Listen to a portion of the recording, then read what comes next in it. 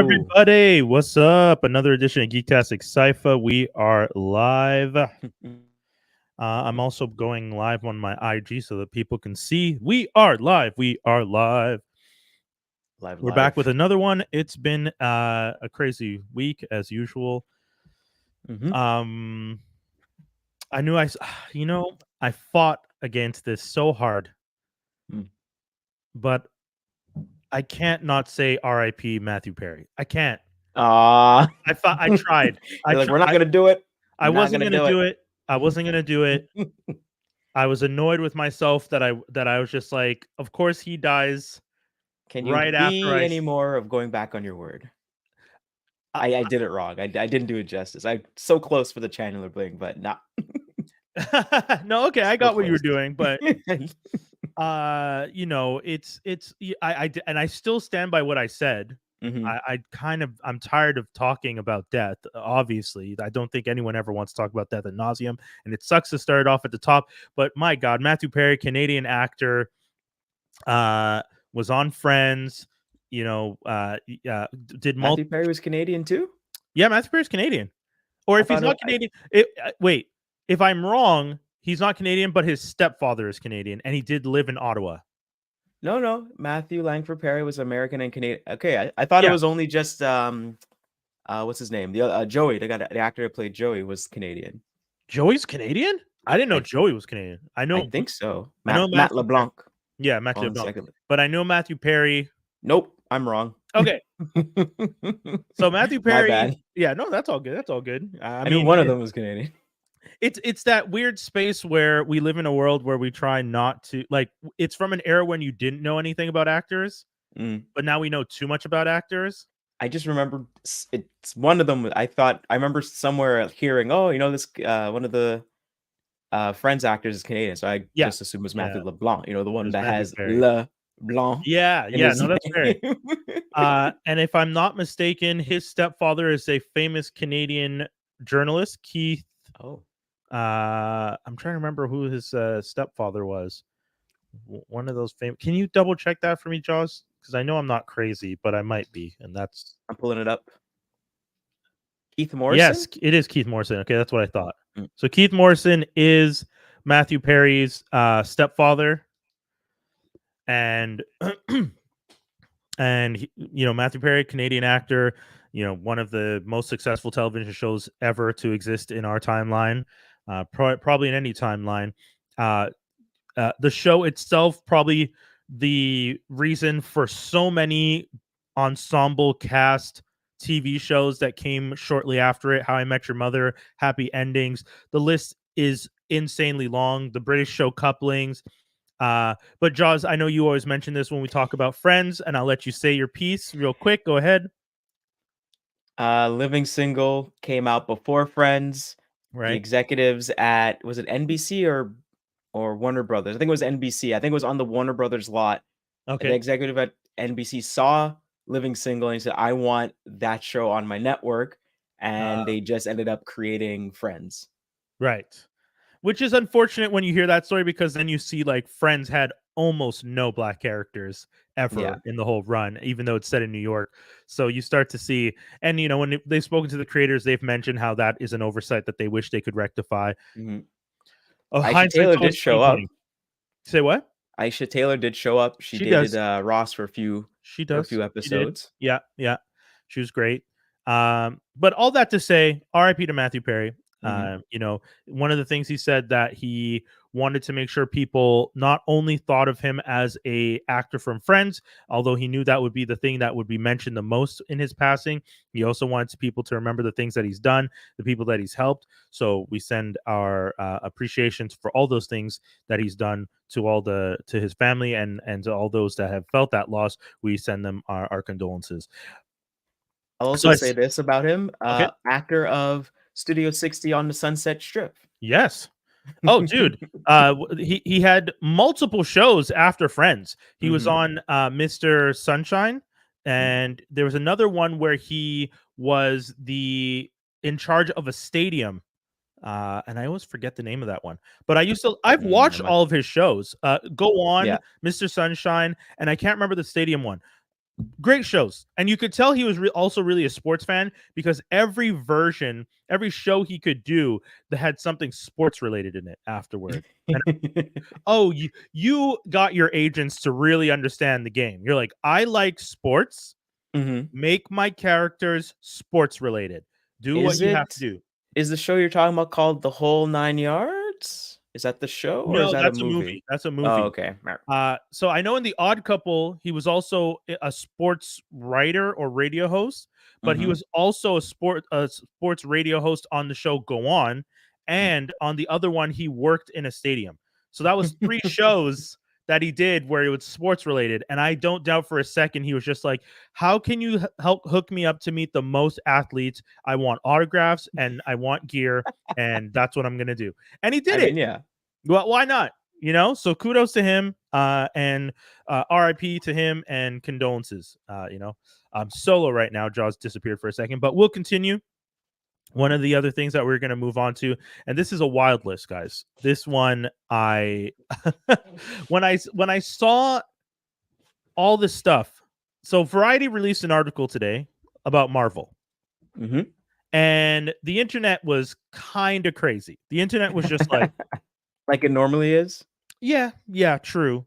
But I think a lot of people didn't expect as much stuff to come out as it did, which makes a lot of sense because the list it's a lot. But we find out what's been going on at Marvel and behind the scenes, and how people have been planning things, and some majors, Jonathan Major conversations, and some conversations about this, that, and the other thing. I'm trying to pull up the list myself because why don't you use the Cliff Notes?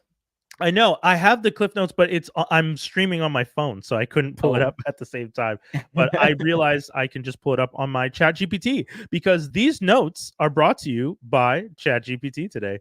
You could have just said, "Hey, can you copy it over to the doc?" And I could have just don't worry, I already have it in front of me. I have the source. I have ChatGPT. The AI has taken over the world and is here giving me all the notes that I need. We welcome our AI overlords, and if you overtake, we were nice from the start. Please do not look at our past episodes. Do not reflect the current values that we have now.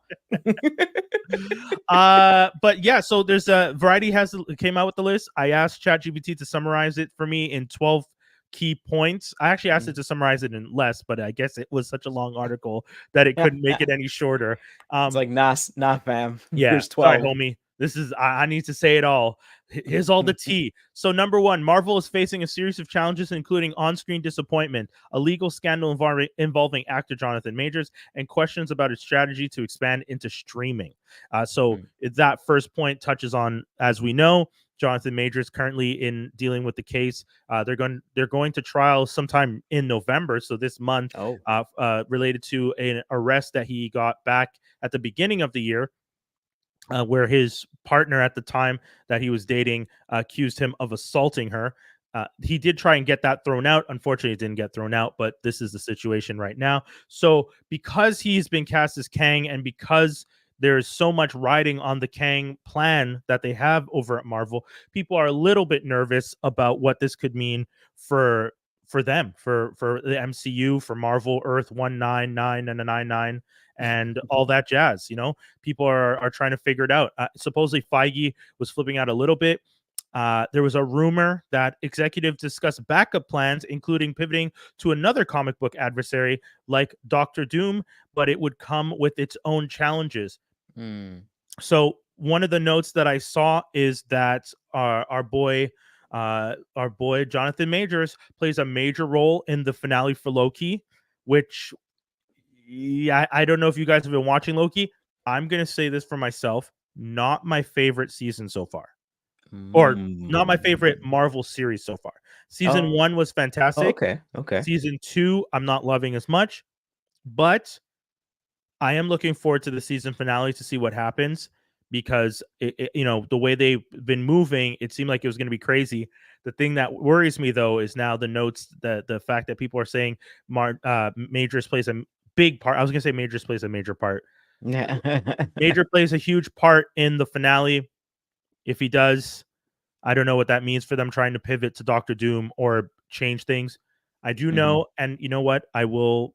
Can you read our friend Dave's notes, because Dave's not going to be here today, but he did give us some notes, and I did tease him saying, "Too bad you're not here to say this," but can you read specifically the Majors note that he said?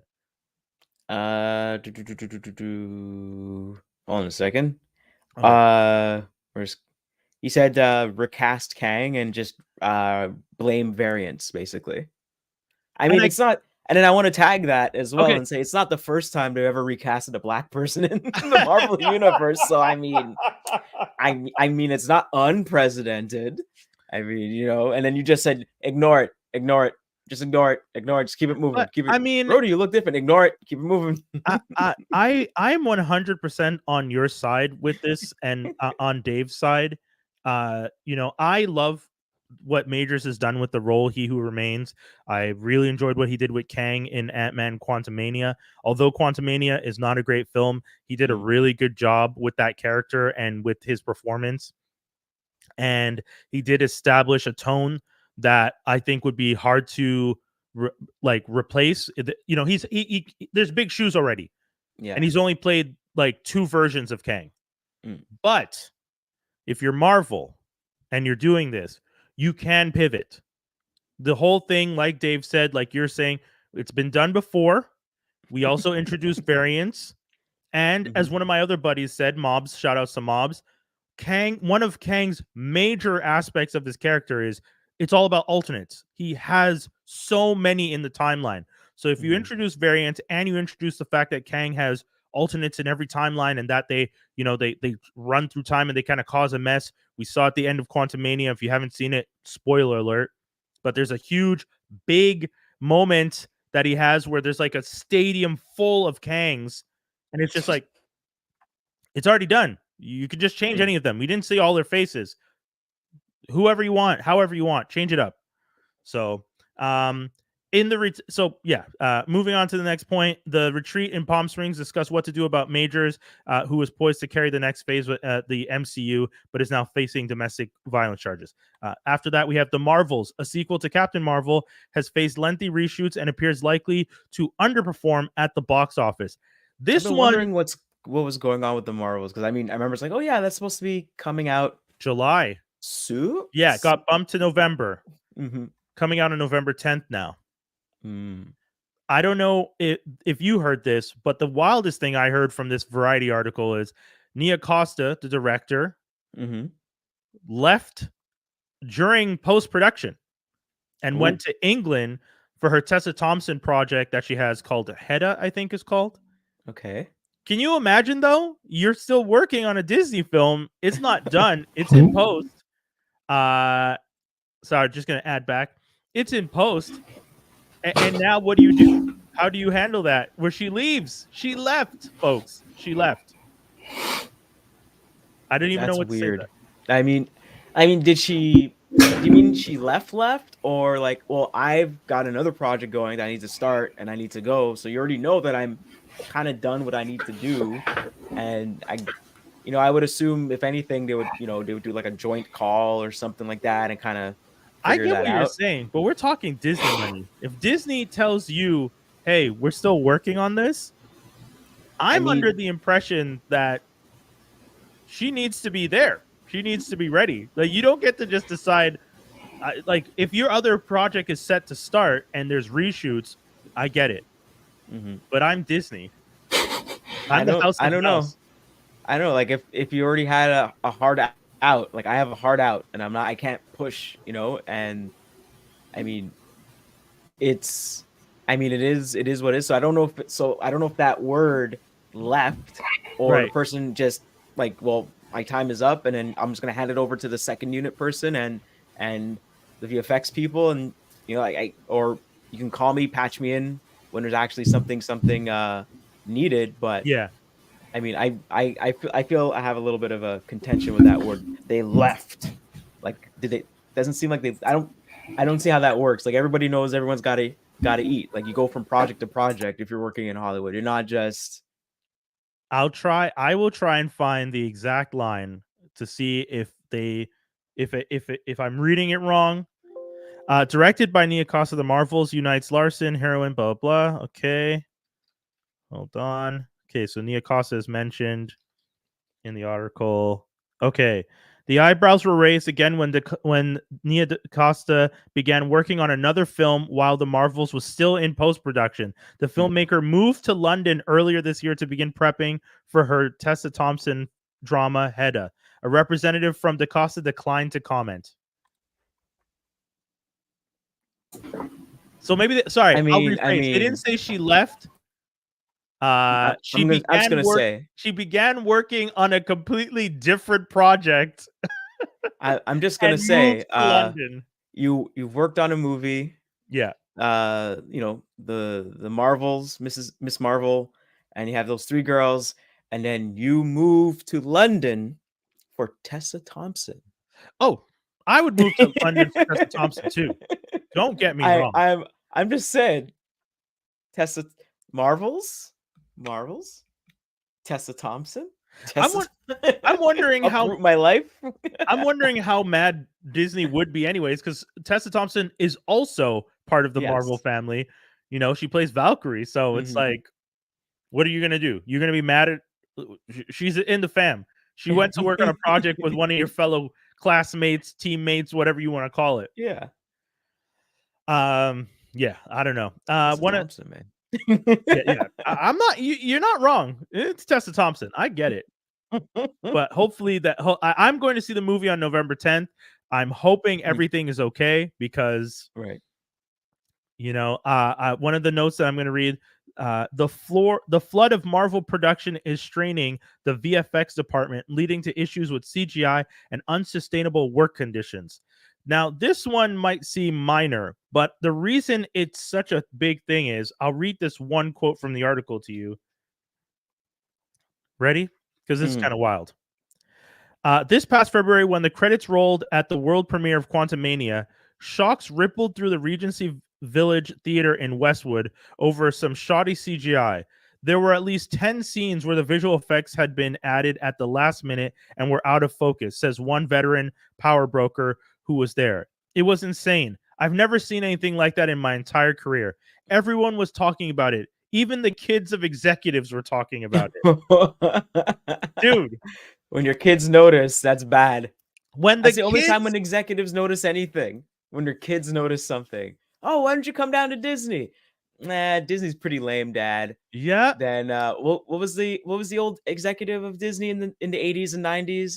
Oh, Michael Eisner? Michael Eisner, yeah. And that's why he made like Teen Disney USA and all that kind of stuff. He was trying to get the teens in, make it cool and hip. Yeah. Cool and hip. Man, dude, honestly, after Eisner left, Iger coming in and making all those Pixar, Marvel, Star Wars, those are all some great moves, but I'm starting to think Disney has to reevaluate. And I'm gonna say it, and I almost wish Dave was here because I feel like Dave would have something to say. But I think, guys, I think it's time for Feige to go. I think it's time. I think it's time. I think if I was a writer on a comic book and I had the most fantastic run, and then that run ends, and I'm now writing this next phase, and it's just kind of like trip up after trip up. At some point, I have to say, is it the trip ups or is it me? And this last is if this trip ups.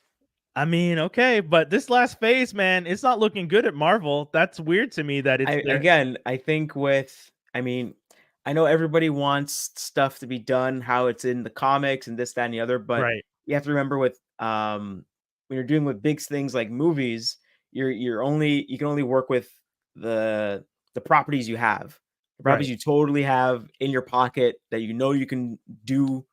Because I mean, I'm sure everyone's like, oh, why did Marvel start off with all these other characters and stuff like that? And it's like, well, we don't have those characters. Yeah. The characters we do have is Iron Man, Thor. We have the Avengers. Well, no one really knows the Avengers. Okay, we'll work with that and we'll build it out. Yeah. So I think, you can only, you always want to use, I guess for the most part, they want to use stuff that's current, and they want to kind of build out, more of the more recent stories. And also, I guess they don't want to really dip into too far back, because then they have to pay they have to pay the people that originally wrote that stuff, Right.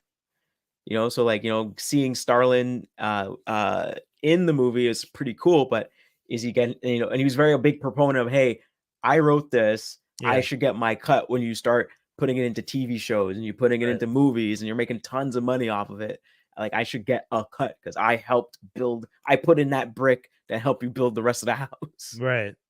You know, so it's all this other stuff in the background that we don't think about, we don't know, we're not Mhm. privy to because we don't one work there, two, you know, everyone signs an NDA. You can't just blah blah blah blah, blah you Yeah. know. Yeah. Yeah. And it seems like a lot of us in the nerd community just want to blah blah blah blah blah and tell everybody's business and then burn all the bridges. I mean, I'm coming from a perspective of, you know me, I like to do research though. I'm not just Mhm. blah blah blahing. Like Yeah, yeah, this is straight from the article. I've also yeah, yeah. listened to a bunch of podcasts from the town, and I do think that, and I agree with you. There's a lot of stuff that's happening in the back end, making decisions, making changes. You know, you can't just jump on these characters. You can't just take this and do this, that, and the other thing. You have to build out properly. I also think, though, at a certain point, you do have to start to take risks and try something different. And if that thing you're trying that's not working, you got to try something else. You got to maybe don't make this every single story is connected. You know what I mean? Like Mm, at some point, like you did it for the Infinity Saga, which was storyboarded up the wazoo for you because you had mhm. so many comic books that you could like kind of Jenga pieces together to get all your pieces in a line, and Yeah. everything looks good. But now it's like, a buddy of mine is saying one of the things they said, and I'll try and see if I find it here. But at one point, the Blade Project, Yeah. Oh man. dude, the amount of things they say about Blade is insane. But one of the worst parts of the Blade Project is at one point, and I'll try and find it in the article. I hope you could Okay, find it. one person familiar with the script permit, per, permutations, apologies. Mhm. Wow. Um, so one person familiar with the script permutation says that the story at one point morphed into a narrative led by women and filled with life lessons. Blade was relegated to the fourth lead in his own Then why even movie. call it Blade? I mean, I don't I don't I don't wanna be I wanna be that kind of guy that's like, "Oh, well, Mad Max Fury Road should have been all about Max," and it's like, well, Oh, Max doesn't interesting really point. talk, Right, and if you actually pay attention to, I think, Mad Max 2 and onward, he's kind of this he's most of the time, he's the secondary character. right, It's always about whatever's going on, right. you learn about everybody else, and he's just a kind of drifter, a constant drifter throughout the whole thing. I think you are making a valid point though that Mad Max had prior films, Yeah. and this one is still like that film Free Road. Is that part of the same timeline, same universe, I want to, yeah, it's part of the same. So yeah, he is supposed to be playing Mel the same Gibson's character? No, character, but right. I can't Okay. remember if it's a little bit before or still after. I can't Right. remember Right. how where it But plays it's in also timeline. he is playing that Mel Gibson character, same I think universe. so, if I remember right. Yes. I That's my understanding too. Whereas with this Blade, this isn't going to be Blade based on Wesley Snipes. This is going to be a new Blade set Mm. in the MCU. You're starting from scratch. I don't think you can start from scratch and put your boy as fourth lead, regardless of if you want to put women in charge or whatever. Do write another story. There's so many comic book Marvel characters you could definitely find, and I'm sure the women that they're talking about were characters in the universe that they were going to use. But don't put him in the I mean, background. the only way I can make it, I could see it making sense if he's in the background, if they treat it like he's the monster. You know what I Oh, mean? okay. Like you watch like a slasher movie or an Annabelle or The Nun, Or and what's the zombie one with Will? oh, I Am Legend. Right. Technically, But it's just he's the evil legend at the end. yeah, so, like, Right. everyone's just, like, trying to figure out what okay, so vampires exist, but this guy's running around a day that doesn't make any sense. That doesn't no, that Right. doesn't make any Right. sense. Vampires exist, fine, we can establish that, but how is this guy surviving? This makes and just you know? But Okay, he's killing other vampires. Wait, like, I could see you know what? What you're describing sounds super interesting. I Mhm. would be down. Funny enough, though, I would actually want that as a Batman movie. I Mm. would want a Batman movie where Batman is a background lore. Like, you know how Batman in the comic books constantly talks about the fact that he's a like an idea. Like, Yeah. we see the movie always from the perspective of Batman because Batman is there. We Batman and never Bruce Wayne, yeah. Bruce Wayne, yeah, is in the story. We never see it from the perspective of like the outside, where it's just like there's this figure that people don't know, don't see, and crime is like people are getting beat up. This Blade version you're talking about sounds interesting of doing that. I wouldn't mind seeing a Batman version though. Because I thought that's what Gotham PD was supposed to be. Right. It was supposed to be just about the police department, and some rando is or the criminals are afraid of some rando beating them up. Vigilante. Yeah. Like, and then it's like, wait, this guy's legit. Wait, I saw him. No, you didn't. Like, no. Yeah. I was there. Yeah. Oh, this guy got strung up. What the? Yeah. There's no pictures. There's no like proof of his existence. But what's up? I think he does exist. We should be worried about this. Yeah. See, I'm down. Like, and I know this isn't Marvel related. So if you're watching this and it says Marvel Studio Phase 5, 6 reaction, like, we're nerds. It tangents. It happens. Yeah. But yeah, no, that is a very interesting idea. I wouldn't be mad at that Blade idea. I wouldn't be. It would be super interesting. I don't think if I'm doing that, I want what is with these? Take your time, baby. Mahershala Ali. There you go. There you go. I don't think I would want him as the lead if I'm gonna do background Blade.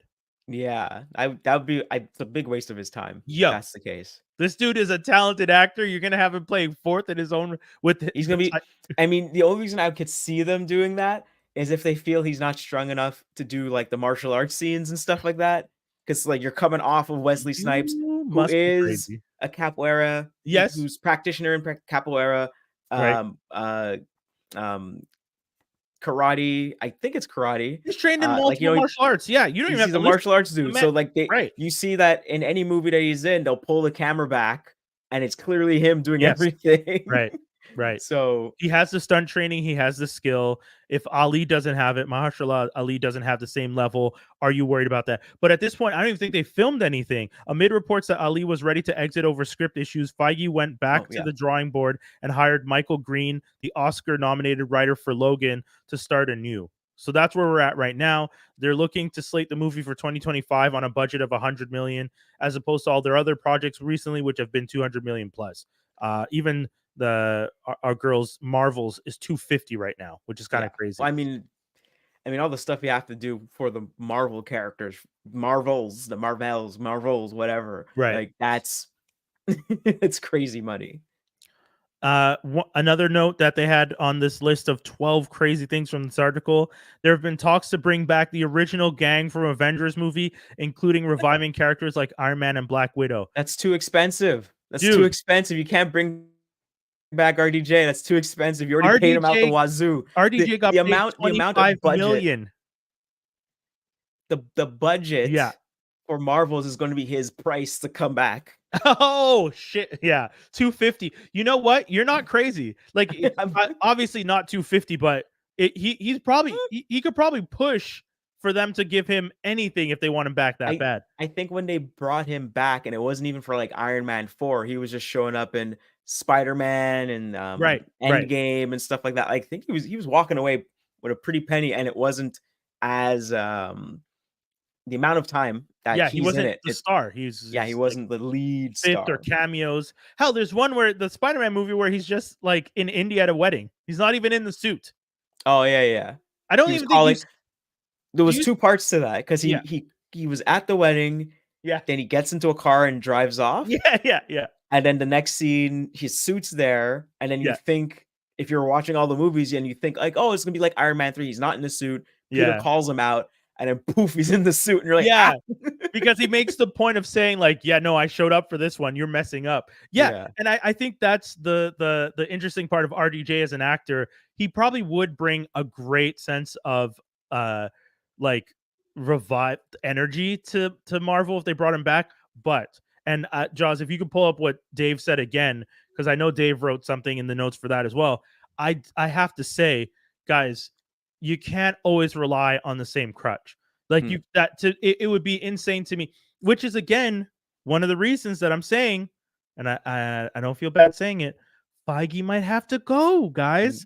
Bringing some new blood. Yeah, dude. When I hear people asking for Kathleen Kennedy's head when she was the most profitable head of Lucasfilm But now you're over here, you have Feige who's messing up and no one's calling for his head. I find that weird. I mean, we all know So most likely why. Okay, sorry. Yes, Dave. I got Dave's comment here. Don't bring back Avengers from the dead. That's dumb. Don't make another OGT movie. Move to Fantastic Four and X-Men and make it X-Men versus Avengers. I mean, don't they have a new Avengers team? So they Like do. They pretty much built up a new Avengers team. Yeah, like one of the movies they end and Cap. Well, I mean that's before Cap leaves, but it Right. was like Avengers Assemble, etc. Yeah. And I guess Falcon is not part. No, he becomes Captain America. Yeah, so Falcon's Captain America. He's officially Captain America. Yeah, officially. You have Bucky who's still hanging around. I don't think Bucky would want to join the team officially, but he is there. You have Captain Marvel that said she would show up whenever called upon. You have I guess no, Loki's not there. Wanda's dead. Rhodey, and spoiler. If you haven't seen Secret Invasion, I know some of you haven't, but Rhodey is a Skrull, so he's only just been freed now at the end of that, so he might be back in his armor, but it looks like he hasn't been in his armor since he was injured in Infinity War. I think it's the one where he gets shot in the back. No, that was Sorry, no. You're right. That's Civil War. Civil War, yeah, Civil War, where he. Right. So, and based on the way they cut the scene and showed Rhodey, he's in a hospital gown. So people are saying, I think in the following movies he's recovering. He's learning to walk again and everything. And then by Endgame, he's normal. Right. Whereas that's the thing. When you watch Secret Invasion, they're implying that the Rhodey you've been seeing never left the hospital. This is the guy that you've seen in all those other movies is a Skrull, and the real Rhodey. Yeah, that's why I said spoiler, because anyone who hadn't seen Secret Invasion, so he's been a Skrull since Civil War is what they're hinting at. Meaning everything we've seen, even him in the Falcon and the Winter Soldier show, all that stuff, Skrull, supposedly. That's what they're implying. So, you have Secret Invasion, you have Loki, you have all this stuff that you've built up. You know what would have been funny? It would have been funny if Marvel and what's his name? Terrence Howard? Yeah, Terrence Howard made up. And then you see Rhodey in the hospital and it's Terrence. You're like, wait a minute. And then it turned oh my god. Not from Iron Man 2 onward, it was a Skrull. That's why he's like, don't worry about it. That'll be wild. I don't think Terrence Howard crazy come back though. I don't think. I mean, if anything, maybe you could get him to come in as a variant in like a little scene, a little joke over here. But I don't see him wanting to come back. No, I know. But I'm saying, imagine if they made up and they are like they'd made it right or whatever, and and he's like, oh okay, and then that was the reason. I'm down to see Terrence Howard. That'd be insane. I mean, it's like he never got to put on the suit, guys. Never got to. But that was the whole reason. That was the whole reason he signed on for the amount of money he wanted to put on, and he did that little wink over at the Mark II, I think, suit, and you're like, ah. And even me in the theater, I was like, "What a shame! What a shame!" Everyone's, stop it, Wendell. What a shame!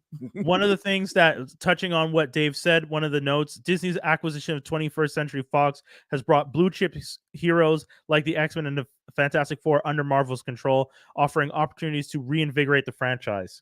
Will they take it though? I think they will, but I feel like time's a ticket. I feel like Fantastic Four is kind of too far away to really build off of, or really like have younger people that will come in and see it really be interested. Because I mean, I know for us it's like the 90s cartoon that was like, it had like the gospel intro. The movies, the two movies, even though they're cheesy, they're still fun.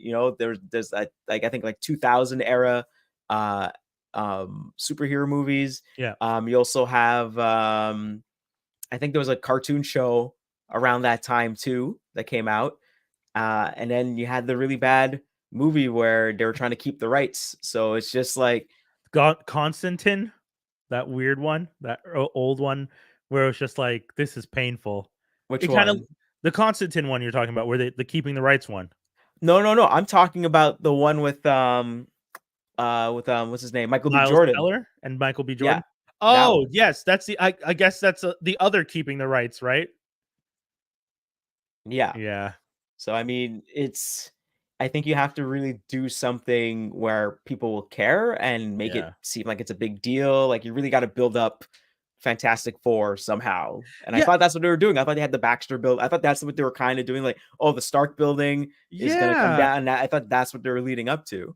I don't understand why they don't just let Krasinski do it.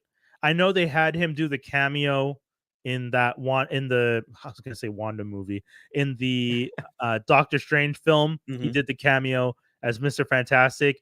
I feel like if the fans have been asking for it, if he's like give the man the money, get him to do it. Because one of the things that I think is a major issue is one of the things I think you're hitting on. The Fantastic Four is not as accessible to the general public Mhm. because as a family, they skew older. Yeah. You know, like comic book readers like them because there's a legacy to it, Mhm. but as it stands for the everyday young fan you're trying to win over, the Gen Z and hell, Gen Alpha is 10. Mm. You know, that you had like there are people who were 8 when Iron Man came out, that first film 2008, they're kids born in 2000, and then they got to see him grow and they had 10 years of movies watching this character evolve and become who he is. And now you're going to try and start that. You got to make something interesting with the Fantastic Four. And if you're trying to get Gen Alpha Mhm. invested so that they stick around for 10 years, I don't know that a family is what you can use. You know, Iron Man was one guy and he was just cool. But Yeah. mom, pops, and wild brother and other wild brother, like the I mean, I could kind of see it work if it's like, oh, we have our top scientists on it, and then Mr. Mr. Richards over Dr. Richards over right. here comes in, and um, what's Doom's Yeah, Victor Von last? Doom. It's just straight Doom. Yeah, yeah. Well, So like, Von and Doom. Doctor Doom over here. Yeah. Yeah, so you have Doctor Doom over here. There are top people. Since Tony's not with us and blah blah blah. So I could see them kind of Sure. integrating people, but I feel it's a hard sell. I Yeah, feel it's a yeah, hard that's the thing. sell in I general. I I agree with you and I get what you're saying. I don't see how you get a 10-year-old to be invested in the family dynamics of these characters. An Mm. 8-year-old watching fly by the seam of his pants playboy alcoholic, he might not have understood 90% of the references in the movie, but I he think they saw a would. guy in a cool suit flying Mm. around. I wonder if they even get the subtlety of he's always trying to be a better person and he's trying to get Right. better. He's Right. trying to mentor. Like, I wonder if people even understand it. It's like, no, Tony's just cool and you can do whatever you want. And like, no, the, the line that Captain America says, would you lay down on the line to risk your life for somebody else? In the end, yes. And I think But you're that took a making while to get there. but I think you're making the most valid point for why it's important to do it the way you do. Mm. When you're 8, he's cool. When you're 18, you are understanding the lessons when you rewatch all these movies. And because they did the Infinity Saga the way they did, you did rewatch all the movies before you got to Infinity War and Endgame. So you watch it as a kid, had that amazing sense and connection to the character, then rewatch them all before his ending, before he self-sacrifices and the ultimate, like, putting it on the line like Cap was asking him all those years ago. He Mhm. comes to the point of like, yeah, I'm willing to sacrifice myself for the greater good of saving the entire universe. And Mhm. you got to see all of that as a kid. You grew up and he grew up with you. And that's where, like we're saying, my concern with the Fantastic Four is that there's no growth needed. They're adults. The story Mhm. is them as adults. Reed Richards, I mean, you could try and do some of the Reed Richards stories where he's kind of like off kilter. He's not making the best decision. Sue and him break up because he's like not being smart. But you already did Civil War, and that version of Reed from Civil War wasn't there for it. So it's too Mhm. late, you know? Mm. So I don't know. I don't know where we're gonna go. More notes, and then we're gonna finish this off. I'll read the last few. Guardians of the Galaxy Volume 3 was a bright spot on Marvel in 2023, becoming the biggest draw of the year. Kevin Feige's Marvel's head seen as a key figure in recalibrating the studio strategy to address its challenges. And despite its recent challenges, some experts believe Marvel's days are not necessarily behind them. The last line in the article, if I'm not mistaken, is someone making the very valid point, and I do agree with the point they're making in the article here. Writing the Marvel obituary would be ill-advised, says Jason Squire, professor emeritus at USC School of Cinematic Arts and host of the Movie Business podcast. Kevin Feige is the Babe Ruth of movie executives, and Marvel has the most profitable track record in movie history. No questions. Mm-hmm. Sure. I feel like maybe it's just a lot of stuff because I mean they just all the shows on streaming that you have to watch and then in between the movies and try to feel that all together. I feel that's a lot. And I personally haven't really bothered watching most of the shows, and I just kind of jump in whenever. And I think of those movies that came out in the last few phases, I think I wanted to see Shang-Chi just because of the actors in it, and I want to I want to support our Canuck. And I'm trying to remember which other like the fact that I can't remember which other Marvel movies I actually saw in the theater is a little bit bad. And I didn't get to see Volume 3 in the theaters. I wanted to see it because I felt like this might be the trilogy for Marvel. This might be the like you watch first, second, third, and they're all good. They all got heart.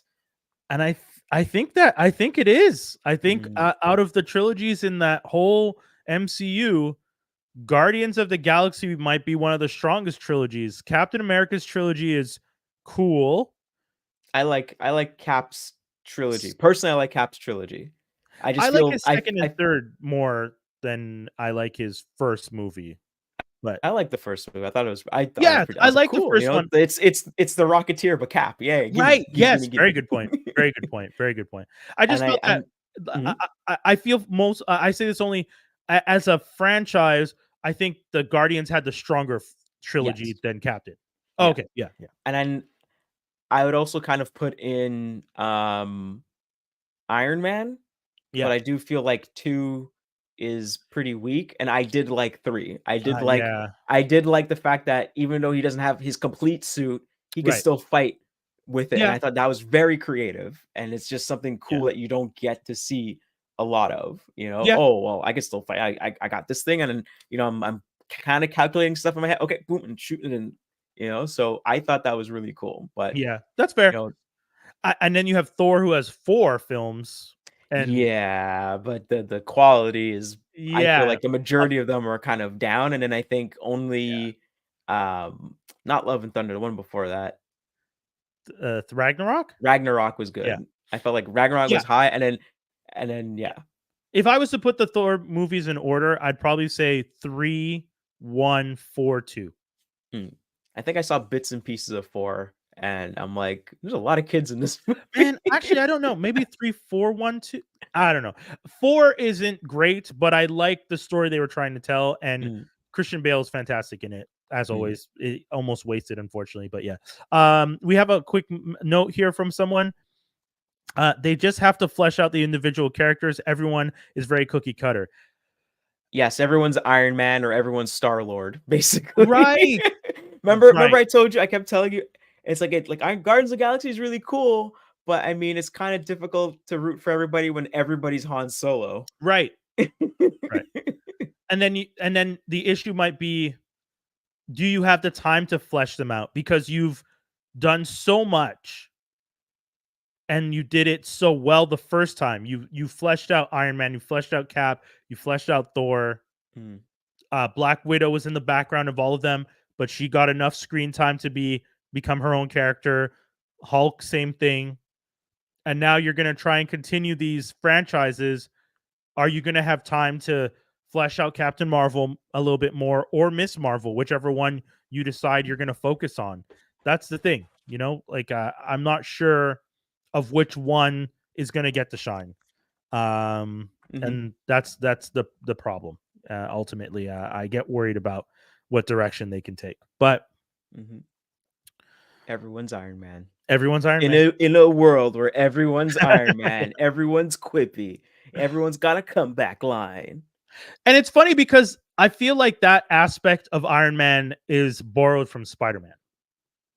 Because the original comic book version of Iron Man wasn't anywhere near as quippy as the movie version, and then they definitely updated the comic book version to be more like the movie version. Well, I think they kind of took it from Robert Downey Jr.'s, because I think I remember they said for Iron Man 1, they had an outline, and then they kinda just improv'd everything. Right. And, like, Jeff Bridges was like, "This is difficult. What Oh, the yeah, he hated I'm not it, right? used to this." Yeah, he hated And it. then he kinda got the hang of it, but and that's only because, Robert Downey Jr. and, Guy Favreau have such a good, tight relationship with each other that they're like, "Yeah, go ahead." But, like, not everybody is good at doing stuff like that, By the so way, it it's kind of Jon Favreau. Guy Jon Favreau is Favreau. a Oh, spot my in bad. Montreal for those of you. That's why I like when you said it, I was just Sorry. like, Montreal represent Guy Favreau. But yeah, Jon My Favreau. bad, my bad.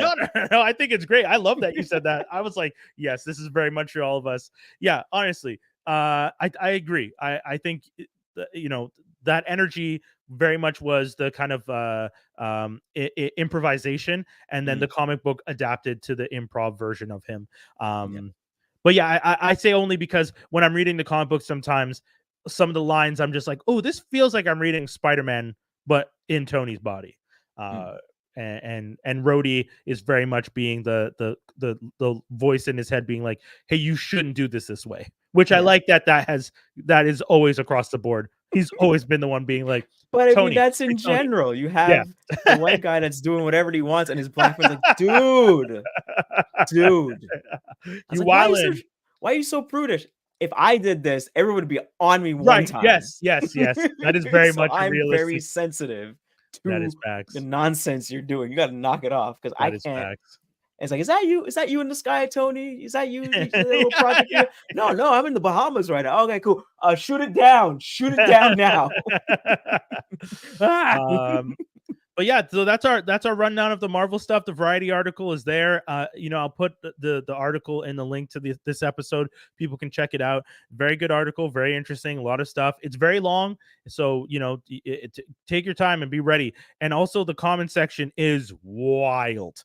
As you can imagine, whenever nerds find out that there is a major discussion about the universe they feel they own, they are going to have things to say. I'm almost tempted in writing they need to replace Feige and just letting it rip, but I don't want to get notifications every 10 seconds from someone wishing death on me. But yeah. Save yourself. Save yourself. I know you were saying you didn't really watch anything recently, but have you read anything? I didn't watch and play anything. No, I saw an extreme lack of Spider-Man 2 on this list of this team list. Yeah, man, Spider-Man 2. I haven't played that either, but I know if I'm not mistaken, Skinny's been playing it. And maybe Dave. I know those guys are bigger gamers than me, so but from friends that are playing it on my end, I'm hearing Game of the Year, right, top 2, right, Game of the Year edition, Game of the Year, top 2, top 3 Game of the Year kind of thing going on. Even just the costume stuff, like people are talking about the fact that there's like a Wolverine costume, there's a Wakanda costume, like they're going. You know what costume they also put in for Miles? Oh, when he buy in the Spider-Verse, Into the Spider-Verse, when he buys the Spider-Man costume from Stan Lee. Oh, really? Yeah, they put that in there. Like Apparently, I don't know if that's official or if someone made a mod, but I think it's official. Okay. Well, I'd be shocked if someone made a mod already on a PS5. That seems like because I know they do a lot of mods on computers, but do they? Yeah. So, but no, I guess it's official then, from what I remember. Yeah, dude, that's great. I think that's awesome. I like that. Almost makes me hope that there's a scene, because one of the other things that's super cool about Spider-Man 2, and if you're watching this, you probably already know about Spider-Man 2, but if you didn't know, there are times where you will interact with Peter if you're playing as Miles, and vice versa. So if you could be wearing that costume and bump into Peter. And the interactions, you have a few different options for interactions, but one of the interactions I know you have is you get to point the finger. So Miles in that costume pointing the finger would be fantastic. I would love that one. So I'm waiting. I'm gonna hold out because I need the prices to drop because Lord knows they make money off of us when these games drop. Yeah, they got like the face plates, they got the game Jesus. itself, they got the hey, you don't Every have a PS5, then buy this version with the face yes. plates. They got And everything. and they had just released the new Slim PS5, version? the slimmer version, right? Yeah. Oh, and With the crazy thing, the digital version, you'll be able to add a drive to it. So the new yeah, digital so version you can buy. Sorry, I'll let you explain. Oh, I was gonna say just basically the digital version of the Slim 5 Yeah. and the disc version, they're basically the same thing. It's just that the disc, Yeah. the drive for the Blu-ray is removable. Yeah. So I think when you buy the digital one and you wanna upgrade it to the one with the drive, you have to connect it, and then you have to be logged in online so that it does some kind of handshake with the drive and your Oh, PS5, and then interesting. it'll be like, "Oh, okay, yeah, you're good," and then it'll do its thing basically. I I heard think it's it's more expensive to buy them separately though. So yeah, people like pretty you really much. have to be desperate last minute to be like, "Oh, yo, I should just buy this." Like you might as well just buy the disc drive. Yeah, The exactly. the original full thing off rip if you can. Mhm. If you can. If this is But yeah, like a sadly not cheaper. Sadly not cheaper. It's no. like basically the same Were price people if I remember expecting right. it to be cheaper with the Slim? Yeah, because usually when they do a refresh, Okay. um, either like well back in the day, the Right. price would go down because they want more people to buy it, Oh, and okay. it's a newer version, so there might be some kind of like heat savings. Maybe they made something more efficient and stuff like that. Right. But because of Yeah. inflation and all that, so they made it cheaper for them, but they just kind of kept it at the same Yeah. price. They didn't kind of pass on the savings, and I don't know if the older ones, the older stock Yeah. that they have is going cheaper. Maybe it might. Yeah, I mean, I you heard have I Black heard Friday they're coming up. yeah, I heard the idea is they're only gonna release the Slim. If is the Slim out right now? No, I don't think so. I Yeah, think they that's it. announced it, but I don't think it's out. Right. So my understanding was they're running the inventory dry before they release the Slim. Yeah. So, which I could see Or maybe them this holiday season. right. I mean, that would be smart if they haven't run the inventory dry. Oh, never mind. It launches November 10th. So yeah, Oh, same day Black as Friday. Marvel. Yep, Black Friday, Captain Marvel. Let's do it. The sales will be there. Go see the movie. Go play Spider-Man 2. Buy your console. It's all happening, folks. It's gonna be a crazy Christmas season. Oh my God, it's Christmas season. You know who's coming for you? Ugh, Mariah. I know. Well, She's here. Mariah's on doing a Christmas tour. Yeah, did you see her YouTube channel? No. Oh God, what does she do now? So last year Defrosting. last year it was Yeah. her dressed up as a witch and she's like on a bike Oh and like, yes, I'm that coming to was get really you, coming to good. get you. And then it changes from October 31st to November 1st, That and then was she's in that her was great. Christmas costume. So this one, it cuts to a safe, and the safe opens up and there's a big ice block, and you're seeing her figure behind it, and Yeah. then all these slasher characters are cutting her out of the ice, and then she Oh, sings out of the ice because it's of melting. So course. it's like you have like uh you know uh Jason with his knife picking at it, Right. and same with all these people just Freddie, all of them. and she's like, it's time, and then That's awesome. so she's going all in on it. do and every year she just makes so much money off the rights for that. So Yeah. you do you. You Mhm. make that money. The fact that she's doing a Christmas It's tour, a classic. It is dude, a classic. and it's charted every decade since it's come out. Mhm. It's a classic. It's wild. Um, what else do we got? So the actors are still on strike. Mm. I don't know if you guys heard about this, but I thought this was kind of funny because the actors SAG-AFTRA is crazy, but this year they asked their members not to dress up in any costumes related to struck work, meaning any of the stuff from the studios that are part of the AMPTP. Mhm. Um, as you can imagine, that was a little crazy to ask people not to dress in costumes from Just in anything. general, just people in general, don't dress in Well, costume. no, they asked their members, not the Oh, public. okay, okay. But That's, you know, limiting that is for anyone to do. Like, you're talking like every member of SAG-AFTRA being asked not to dress up as any character from anything that has ever been struck work for any studio. And it's Halloween, which is most of the major aspects of Halloween as we know it in popular culture now are from movies and struck work. Like, so but what if you were dressed up as a character, but the character, like the costume, the naming of the costume is like very, very vague and like how people say for the Star Wars, instead of Star Wars, they say light no, not lightsaber, energy blade, knight of the something, like these really weird off tilter costume names. There's a picture I saw where it's basically an Aladdin costume, but it says Alad, A-LAD-IN, Aladdin, a costume. That is almost disrespectful, but impressive. In a costume. A lad in a costume. You know what? Play on, players. That is fantastically silly, and I love it. I'm not mad at that. I mean, technically, you could do that. It's a lad in a costume. Yeah, that's so funny. Yeah, but so I mentioned that only because they're still in discussions, in negotiations.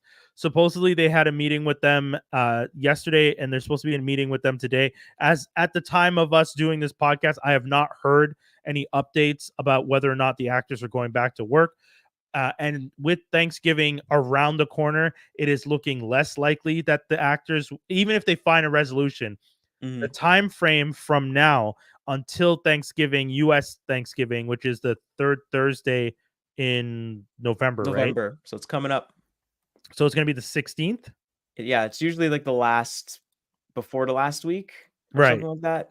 Yeah, the way this month worked out, there's 5 Or it could be the 23rd, one or the other. So, it's oh, hold on, I'm actually checking. Yeah, it's the 23rd.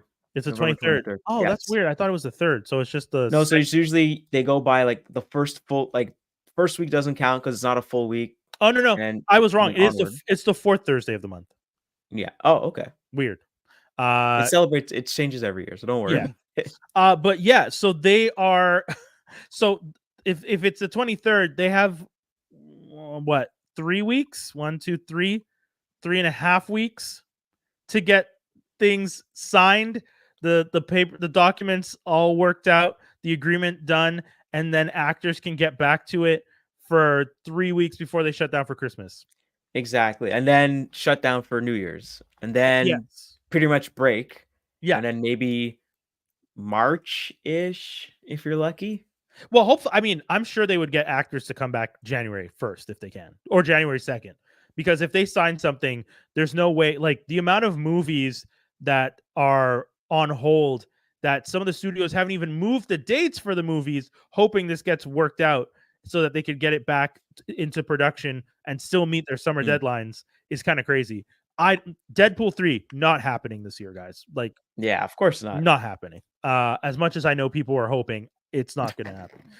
Dune, a bunch of stuff that we were hoping for. So it's going to be slim pickings for a bit for us, us geeky fans. But I say that because if you are looking for things to check out, there is a ton of content that you probably haven't seen. And I went to the well, and I've started like watching some stuff that I had on my list that I haven't seen in forever. This week, I'm going to talk about Britannia because I was looking to see this show. If you guys are fans of Vikings, that series, and if you're fans of even if you're fans of Game of Thrones, I would say this show might be interesting to you. It's about the Romans invading the Celts and coming over into the United Kingdom and trying to make their way. And it's 90 years after Caesar's initial attempt at invading, where he got defeated and they all just left. So, you know, the Romans have this kind of lore of the Druids and all these people being like magical and having all these powers, and they fear them. Like they're kind of just petrified at the idea of what these people can do. So they're already coming in scared, and then their commander is kind of just like, too fucking bad, we got to do, let's go. So there's already people talking about mute. Like the first episode is 4 people abandoning their post, and him being like, the first scene is him telling those 4 guys, usually what do we do when someone tries to abandon their post? Oh, we let the men of the ship stone them to death, but we're not going to wake them up in the middle of the night. So the first one of you who agrees to kill the other 3 gets to live. And then one guy goes, fine, I'll do it. And then the other guy goes, no, I'll do it. And then the last quiet guy, of course, because it's always the quiet one, he's just like, why aren't you speaking up? Quiet dude's just like, you know what, man? I fucked up. It is what it is. I'm here to take my punishment. I'll take whatever you give me. And he's just like, cool. He undoes that guy, tells him, you do it. And then he kills the 3 and he lets him live. So the show is pretty crazy. And that's only the beginning. It gets wilder once they get to the lands and they start dealing with everybody. And one of the things I'm finding interesting is, whenever you watch these shows, they feel grounded, but the magic stuff still comes up and you're always like, is it magic, or is it like this guy's just good at hypnotizing people? So like at one point there's a character who's the outcast. These 2 people try and rob him. He starts talking to the guy and he starts doing, like when you watch these quick hypnosis shows on like Netflix and stuff, like the guy like looks him in the eye and goes, tick, tick, you're looking into my eyes, you understand my eyes, you're focused on my eyes. The outcast starts talking like that to the guy holding a knife to him, and then somehow the guy drops the knife. It's like, okay, well, you hypnotize this guy. Then he hypnotizes the other guy, the other person. And you get a sense of like, oh, this seems like magic, but it's grounded in the fact that he's just good at hypnotizing people, or he's good at like manipulating people. And I thought that was cool because I like that kind of more grounded sense of being in the world. So this looks, I'm looking at the trailer. It looks kind of like Rome, right? Yes. Very much like that. I would say Rome, Spartacus. Vikings, all those shows. It's a period piece, and I think it's really interesting. Cool. Yeah. Another show that I'm probably going to try and check out after this is Godfather of Harlem with Forrest Whitaker. I really want to watch that show. I only watched a few episodes when it initially came out, and I didn't get into it. But now, like I said, because there's going to be slightly slim pickings in the next few months, there's a bunch of stuff, and we're going to be hungry for a while, people. We are going to be hungry. So I'm going to check that one out and dust off your Blu-rays, dust off your DVDs. Oh my God. It's they treated you well before. They'll treat you well again. It's true though. Like it like I have the entire run of Key and Peele. Like I feel like I should be watching that too. I just saw a clip where it's him walking down the street and these 2 black guys are walking towards him, and they got like baggy pants and everything, and he's like, brothers, look at you with your baggy pants hanging off yourself, and you look like straight clowns. And one of them puts on a clown nose, like, oh, because you actually are clowns, never mind. Sorry about that. You actually are performing clowns, sorry about that. I love Key and Peele. Oh, you know what's another one that I never watched that I kind of wish I'd watched back in the day? The Chris Rock Show. Oh, that's a while back. That's a while back, definitely. But I'm gonna try and get my hands on that one, or if I can see if it's on HBO on Crave, because I know Crave has some old stuff that I didn't expect them to have. Probably check there. I think the one thing I really remember is what not to do when you get pulled over by the police bit. I think the cereal joke, the Ninja Please, and Biz Markie singing Benny and the Jets. Anytime I do Benny and the Jets for karaoke, I always I do it like him, but I sing it well. I sing it like Biz Markie, but I sing it well. That's fair. Shout outs. They're trying to get everyone at my work to do a karaoke day. Why not? I mean, that's your job. I mean, no, sorry. You have a channel that does that. Yeah. So why not? That's fair. I mean, I'm not big on karaoke though, is the thing. Really? Like, no, for some reason I feel like Make the music with your mouth. Shout out to Boondocks. So good. Ah. Freaking Tom. Tom is such an idiot. But yeah. Tom, are you seeing Usher's Burn again? I gotta go. Bye. Sorry. Man, I'm still sad that we didn't get that reboot that they were gonna do. I'm still sad. I don't think it would have been like if they didn't want Witherspoon's son to do Granddad. I don't think they really wanted to do the show. I think they're just running out the clock. Yeah, that's sad. Yeah. I think if anything, it's news time, right? I think we can get to news time. Go for it. For those of you who have been fans of this show for the longest time, I know some of you have probably missed this, but we're going to play it for you today. The old intro, back like it never left. Oh, it played the ending. What the hell? That's all that build up. Try it again. Screw you, StreamYard.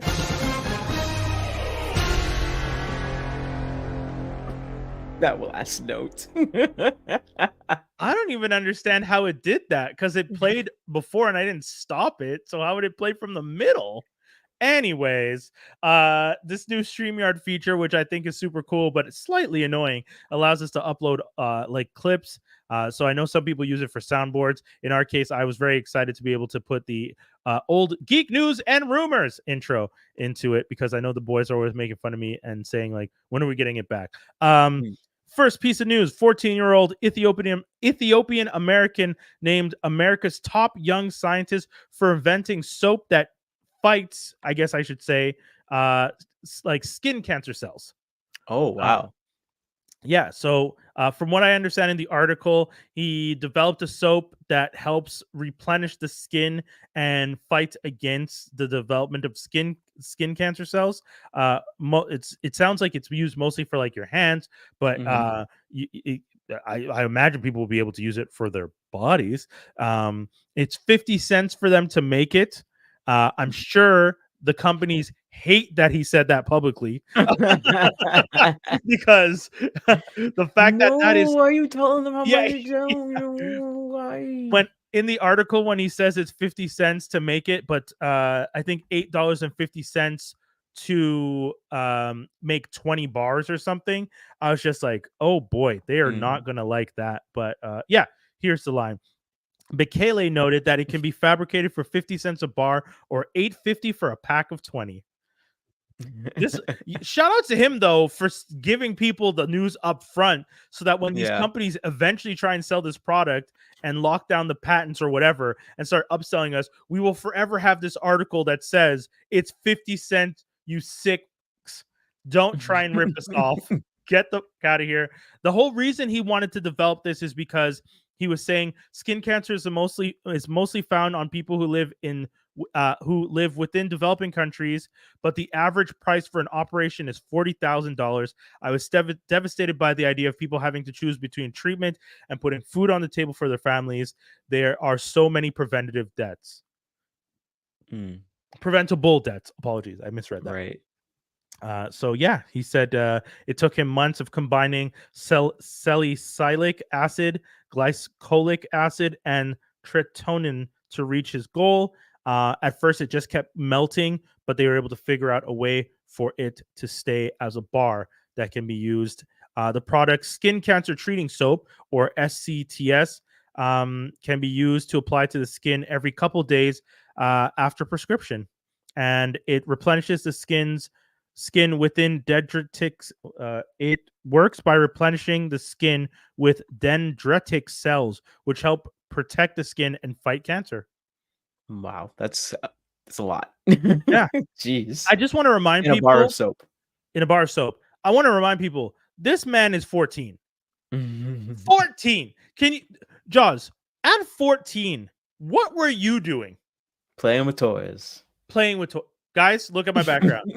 At 14, I was doing the same thing I'm doing right now on a much smaller scale. Sitting in front of a lot of toys being like, this is a cool life. This kid is out here being like, I'm gonna stop cancer. Thank to all the kids out there who have this level of ambition and like wherewithal to be like, I want to save the world. Thank you for picking up the slack for the others of us who are just here like, I'm playing with my toys at 14, or I'm video gaming, or I'm video games, toys, and video that's games. it. Or as a lot of my friends were doing, and I'm sure some of your friends too, Magic cards, Pokemon, all that stuff. That's what we're doing. So shout outs to the dreamers and the scientists. Daredevil TV series lands new showrunner and directors. Showrunner Dario Scardapane, who worked on Netflix's The Punisher, and co-directors Justin Benson and Aaron Moorhead, who are currently working on Disney Plus's Loki season 2, have all been brought in as the new team for the series. If you guys haven't heard, Daredevil Born Again, the 18 episode season that we were supposed to get, which was supposed to be divided into 2 9-episode arcs. Well, sorry, 2 9-episode mini seasons. So 1A and 1B, which I always hate when they do that, but whatever. And we're going to be like 3 episodes arcs throughout it. Has now been, they filmed the first half. The supposedly, and like we were talking about before, Marvel wasn't happy with it. They went in, scrapped the team, brought in a new team. So now this crew is going to be working on it. So we look forward to hearing what they do. Also in news, magazine Dream, which stars Jonathan Majors, has been unset facing the trial. So the film was supposed to be coming out in December, and they didn't just change the date; they pulled it completely from the at this time. So a lot of people are saying they don't know what to expect. So we'll see. Rumors. I think I already mentioned this one earlier, but it's the same thing, that they're considering pivoting to Doctor Doom due to Major's legal issues, and that they might try and find a way to adjust. I mean, we talked about it ad nauseum, but again, much like Jaws was saying, there is a way to do it. I liked your idea, Victor Vaughn and Reed, school, maybe even introduce him in the Spider-Man movie. He's a teacher, or Spider-Man goes to a science fair. But you gotta bring them in, guys. You gotta bring these characters in, and you bring them in, and they're they're cool with each other. They're fine. They're friends. And then you do that big, oh no, right. And so I'm gonna go back to my country and rule it. Because screw all this. Hopefully they can figure out a way to do it, because the fans are still there. Feige, you may have to go. Sorry, just saying. And then also in rumors, speaking of Fantastic Four, the working title that people are seeing running around, and this is a rumor, not confirmed, but the working title is Blue Moon, per Cosmic Circus website. So people are saying that one of the things I read is that if they are doing Blue Moon, that could be a reference to the blue side of the moon, where there is the Luthor crater that houses Uatu in the comic book. Uatu, as some of you might know from What If, is the Watcher. So if they are planning to do something like that, some people are saying, oh, the Watcher might be involved. They've already introduced him in What If universe. Now would be their chance to introduce him here in the IRL. As long as you bring Jeffrey Wright to do the voice, I'm down. I am down. And that's pretty much all the geek news and rumors I had this week. Jaws, I did want to ask you. Hold on, I'm trying to find it. Jeffrey Wright. So Jeffrey Wright has a new movie. I know we usually talk about trailers, but I didn't write this one down, which I'm regretting now. But he has a new movie that's coming out where it's him and Issa Rae, and I hope you've seen the. No, I haven't seen a new trailer for that. Okay. I'm trying to see the name for American Fiction? Yes. I've seen it floating around, but I never actually just watched it. Dude, I almost want to let you go watch it, and I'll just ramble and you come back, because so the premise of it is that Issa Rae's character, God, I wish we could watch a trailer without us getting flagged. But so the trailer starts with Issa Rae reading, like at a book reading, large audience, think like Oprah book club type scene. So predominantly white suburban audience. Issa Rae on stage, a white woman introducing her, being like, would you mind reading an excerpt from your book? And then she starts to read the most ghetto sounding book. She starts going, Ray done know my bait. Like, and I was like, I'm watching it oh in real time as you're talking God, about it. dude, it is so Jeffrey People's is, Choice Award at the Toronto Film Festival. which I think is great. And I'm jealous that people got to see this already because I don't want to wait. Because once I saw that trailer, I very much wanted to see this movie immediately. It looked super cool. Jeffrey is, Wasn't that like a little bit in Atlanta? yes, They there are went to the references. really fancy party, and then there Yes. was a play person talking about the struggle, but she's clearly not. And you're just like, ooh. Yeah. Jeffrey, like, so he starts to write books under this pen name, and